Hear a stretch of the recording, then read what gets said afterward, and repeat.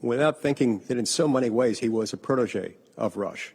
I'm quite certain, in fact, I think I recall Charlie saying that he was an avid Rush listener long before Charlie Kirk's name became prominent. And I'm also confident that those voices around Charlie, even before he started listening to Rush, were themselves influenced by Rush Limbaugh.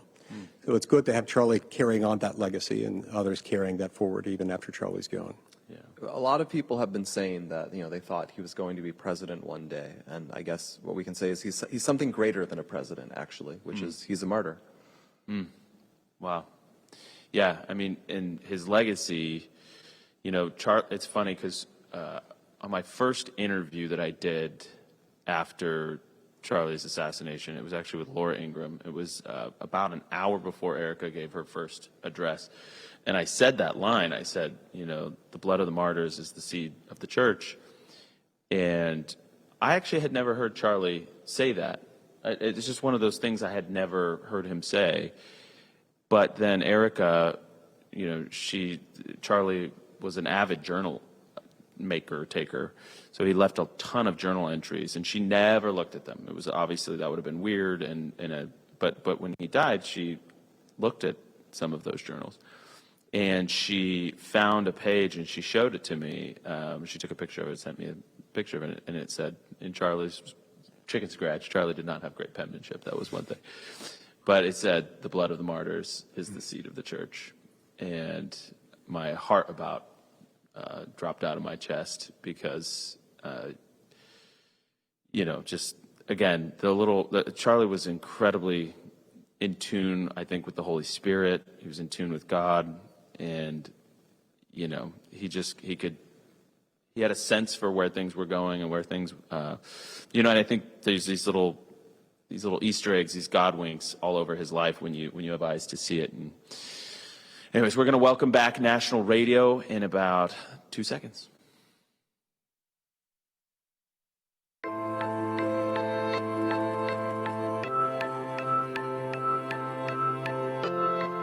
All right, welcome back to the Charlie Kirk Show. Final segment of the day. We're going to continue on with Senator Mike Lee, but before that, I want to tell you about Patriot Mobile. Every dollar you spend is either supporting your values or working against them.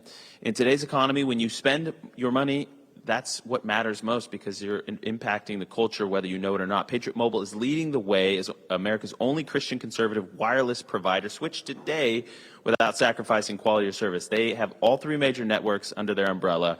You can even get a phone with two of the major networks, which is what I do. So if you don't have service with one, you can switch to the other. You're never going to be without connection. So here's the best part. When you switch to Patriot Mobile, you're supporting faith, family, and freedom. If you believe in our First and Second Amendment rights, the sanctity of life, and supporting our veterans, this is where you belong. Right now, go to patriotmobile.com/Charlie or call 972-PATRIOT to get a free month of service with the promo code Charlie. Promo code Charlie. So go to patriotmobile.com/Charlie, promo code Charlie to get a free month of service. You can upgrade. They take care of all of it. It's a great people over there. We love Glenn and Jenny. They are fantastic people. So support Patriot Mobile and just, keep getting the same great service you already have and enjoy. All right, so Senator Mike Lee, I was telling this to Joe Lavorgna in the first hour that we are in a government shutdown, and yet you're still here. There's some other employees here, but it is funny because a lot of employees that we would normally interact with to get into buildings or get at security checks or whatever, they're furloughed.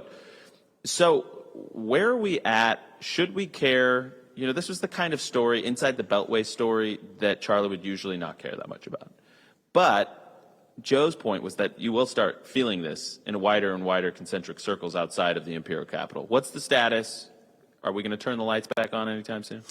Look, they'll come back on, undoubtedly, at some point. Nobody knows exactly when. We're in uncharted territory here because the Democrats controlling not one of the three political levers. There are two political branches of government, the executive and legislative. The legislative has two pieces, the Senate and the House.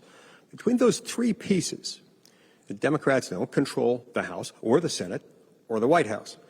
For them to issue the kinds of demands that they issued in connection with leading up to culminating in this shutdown is absurd.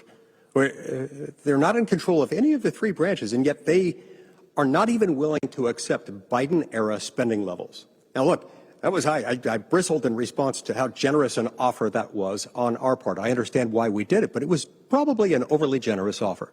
They still wouldn't accept that. They're so accustomed to getting their way, the mainstream news media covering for them, and Republicans getting attacked every time something like this happens, regardless of who did what, that they think that they're immune from the laws of physics and mathematics. But it's not going to end well for them. Not this time, not with this president. He's not messing around. And so, look, when we look at shutdowns, we got to think of how many things have gone wrong along the way. A lot of people will point to the fact we're supposed to pass 12 separate spending bills, each in a different category of government. So you can't get to an all or nothing moment like this and the whole thing shuts down. That's true. Even long before we get to that, something else has broken down by the time we can get into this posture, where the federal government gets so big, so expensive, with such a long arm reaching into so many aspects of your lives, that the mere threat of not having the whole thing funded all at once can cause widespread panic.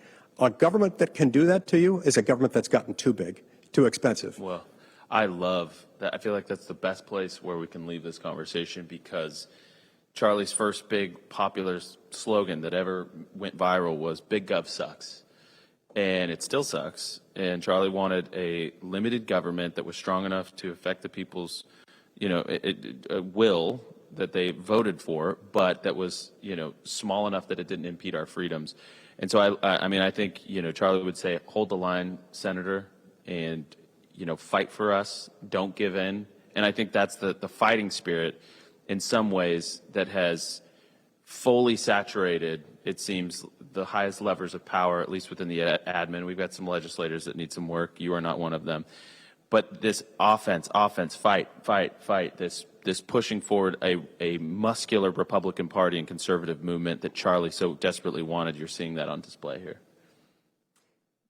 Yeah, it's amazing to see the flood of love, the flood of support today. Mm-hmm. Happy birthday, happy birthday, happy birthday, happy heavenly birthday is a very common one that a lot of them say. And, Charlie adored all of you, and it's great to see that they all adored Charlie. And I guess I encourage everyone to tune in at 4. We'll have the Medal of Freedom. We are going to have a birthday celebration for Charlie Kirk, unlike he would have ever imagined.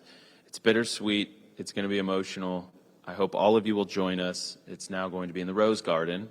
President Trump has moved it, so we will see you there at 4 o'clock, along with Senator Mike Lee and so many other of our friends and Charlie's dear friends. Thank you for joining us on Charlie's 32nd birthday. We'll talk to you tomorrow from the White House.